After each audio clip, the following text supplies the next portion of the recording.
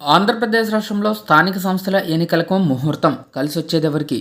So, Andhra Pradesh రాష్ట్రంలో సచివ గ్రామ పంచాయతీ పట్టణాల్లో కూడా ఈ స్థానిక సంస్థల ఎన్నికలైతే జరగబోతున్నాయండి. ఇందులో భాగంగా రాజకీయాల్లో కొత్త మలుపు తీసుకుంటున్నారు. వివాదాస్పద వ్యాఖ్యలు, తదనంతర పరిణామాలు ఇప్పుడు కొత్త చర్చకు కారణమవుతున్నాయి. వైసీపీ లక్ష్యంగా కూటమి పార్టీలు వ్యూహాలు అమలు చేస్తున్నాయి. సో, కూటమి ప్రభుత్వాన్ని టార్గెట్ చేస్తూ వైసీపీ పోరాటాలకు సిద్ధమవుతుంది. ఇదే సమయంలో స్థానిక సంస్థల ఎన్నికలపైన కీలక సమాచారం అందుతుంది. రాష్ట్రంలో స్థానిక ఎన్నికలపైన రాష్ట్ర ఎన్నికల సంఘం కసరత్తు మొదలుపెట్టింది. దీంతో ఎన్నికలపైన దాదాపు ఒక స్పష్టత అయితే వచ్చింది. ఏపీలో స్థానిక సంస్థల ఎన్నికల దిశగా కసరత్తు జరుగుతుంది. ఇప్పటికే రాష్ట్ర ఎన్నికల సంఘం ఓటర్ల జాబితా పైన కలెక్టర్లకు స్పష్టత కూడా ఇచ్చింది. తాజాగా జరిగిన పార్టీ సమావేశంలో ముఖ్యమంత్రి చంద్రబాబు నాయుడు గారు సైతం స్థానిక సంస్థల ఎన్నికలకు సిద్ధంగా ఉండాలని క్యాడర్కు సూచన చేశారు.